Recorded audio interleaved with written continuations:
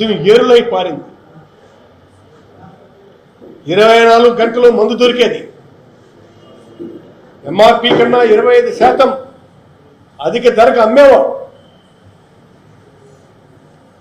ఏటా బార్లు పెంచారు, బారులు పెంచారు.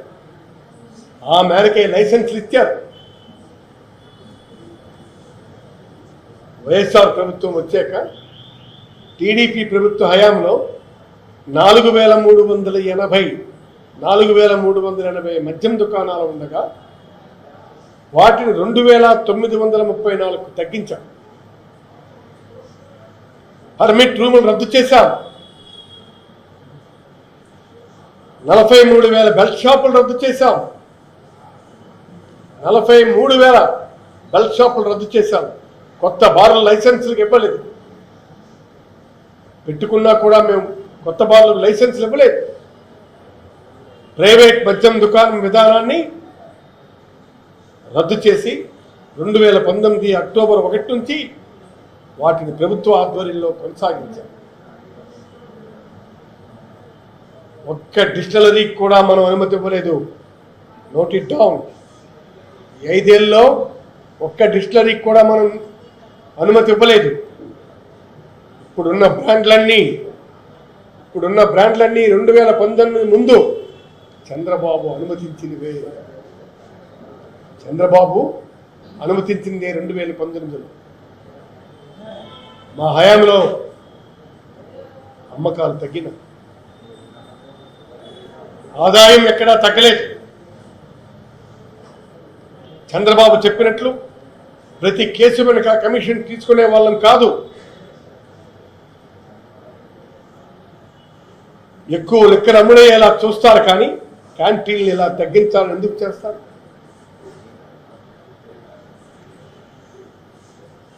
అందుకే మేము అతి తక్కువ సగానికి పైగా రద్దు చేసినా మనకి ఎక్కువ ఆదాయాలు ఉంటాయి.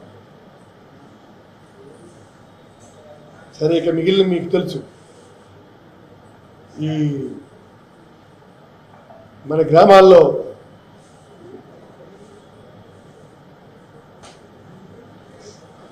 ఇది వాలంటీర్లు, సచివాలయాలు, తర్వాత రైతు భరోసాలు, వెల్నెస్ సెంటర్లు, వీటి సంగతి ఏమిటి?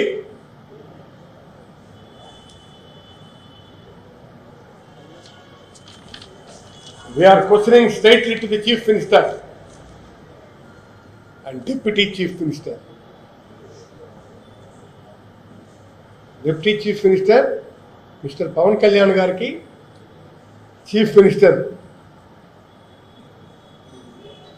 Mr. చంద్రబాబు నాయుడు గారికి మేము అడుగుతున్నటువంటి ప్రశ్న, గ్రామాల్లో కొన్ని లక్షల కోట్లు వెచ్చించి ఈనాడు గ్రామ సచివాలయాలను నిర్మించారు.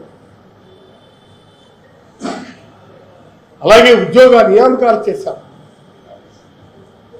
వాలంటీర్లు వేశాం. ఇవాళ అవన్నీ ఏమవుతాయి చెప్పాలి.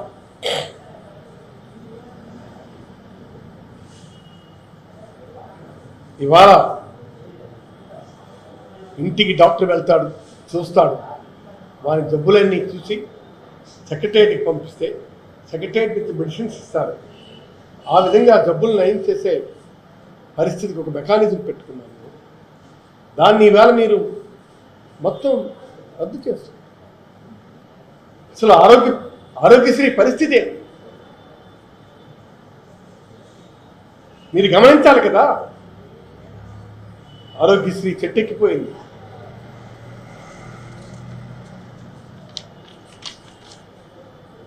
నేను అడుగుతున్నాను,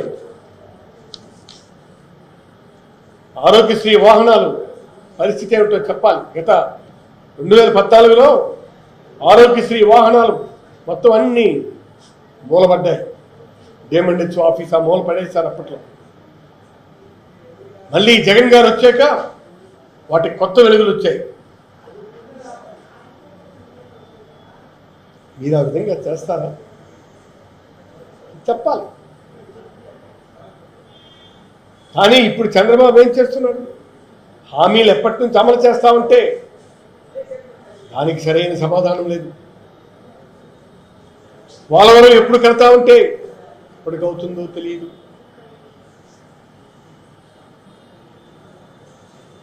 పోనీ అమరావతి అయినా ఎప్పుడు కడతావంటే నువ్వే చెప్పని చెప్తా. ఎన్నికల్లో ట్రూ కరెంట్ ఛార్జీలు తగ్గిస్తానన్నావు, ఎప్పుడు చేస్తావంటే నోరు మెదపడు. ఇసుక ఉచితమన్నావు, ఎప్పుడు ఇంతలా అమ్ముతున్నావంటే ఏ ఇంటికి తెచ్చి పోస్తానని చెప్పానా?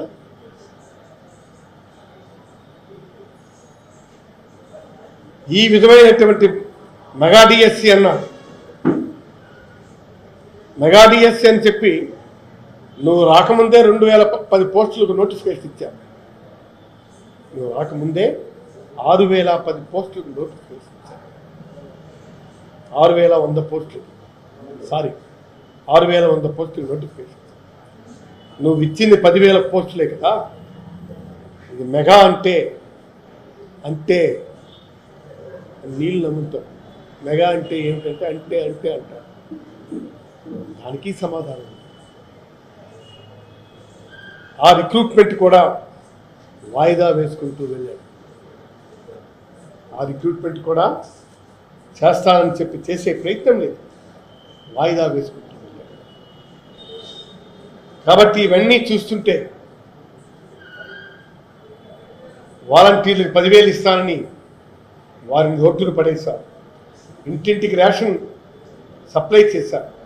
పాత పద్ధతిలోనే ఫీజు రియంబర్స్మెంట్ అంటూ కత్తిరింపులు ఉంటాయని చెప్పకనే చెప్తున్నారు. ఇవన్నీ అడగకూడదని ఏం చేస్తున్నారంటే హత్యలు, దాడులు, దౌర్జన్యం, ఆస్తులు నష్టం చేయడం, ఒక భయాన్ని క్రియేట్ చేయడం, ఒక ఫియర్ ఫోబియా క్రియేట్ చేయడం. ఇది ఇవాళ రాష్ట్ర ప్రభుత్వం పని తీరు అని చెప్పి మీకు నేను మనవి చేస్తున్నాను.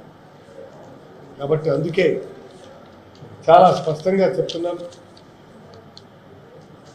ఈ ప్రభుత్వ విధానాలు మార్చుకోవాలి. రెడ్ బుక్ రాజ్యాంగాన్ని ఆపు చేయాలి. ఈ విధమైనటువంటి అరాచక కృత్యాలు చేస్తే ప్రజలు ఏదో ఒక పూట తిరగబడతారు. ఎందుకు మీరు ఇప్పుడు ఈ సూపర్ 6 మీరు ఇచ్చిన వెల్ఫేర్ కార్యక్రమాలు మీరు చేస్తా ఉన్నటువంటిది చేయకపోతే 3-4 నెలలు చాలు. ఎక్కువ దూరంలో లేదు. ఈ విధమైనటువంటి పాలనే జరిగితే ప్రజలు ఖచ్చితంగా లేచి తిరగబడతారని చెప్పి మీ అందరికీ నేను చేస్తాను.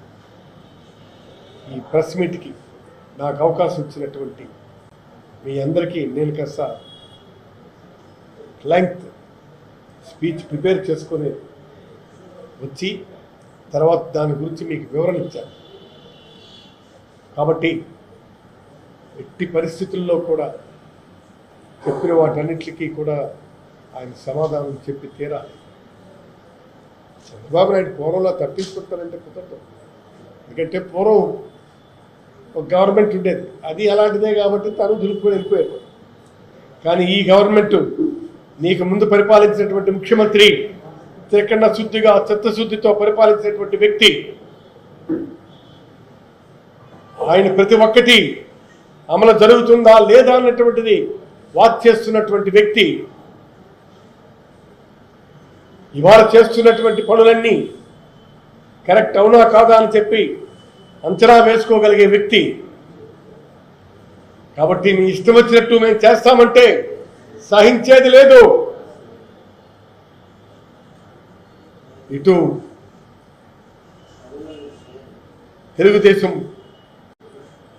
ప్రభుత్వ ముఖ్యమంత్రికి, పవన్ కళ్యాణ్ డిప్యూటీ చీఫ్ మినిస్టర్కి మేము చెప్పాం, మీరు వీటిని సవరించాల్సినటువంటి అవసరం ఉందని చెప్పి నేను భావిస్తున్నాం. దాన్ని మీరు త్రికరణ శుద్ధిగా అమలు చేస్తారని, ఇంప్లిమెంట్ చేస్తారని, చేస్తే మీకే మంచిదని, మంచి ప్రభుత్వం ఈరోజు మీకు ఇచ్చారు, ప్రజల ల్యాండ్స్లైడ్ విక్టరీ ఇచ్చారు. ఆ విక్టరీ నిలబెట్టుకోమని నేను చాలా స్పష్టంగా చెప్తున్నాం. పరిణామాలు గమనిస్తాయి.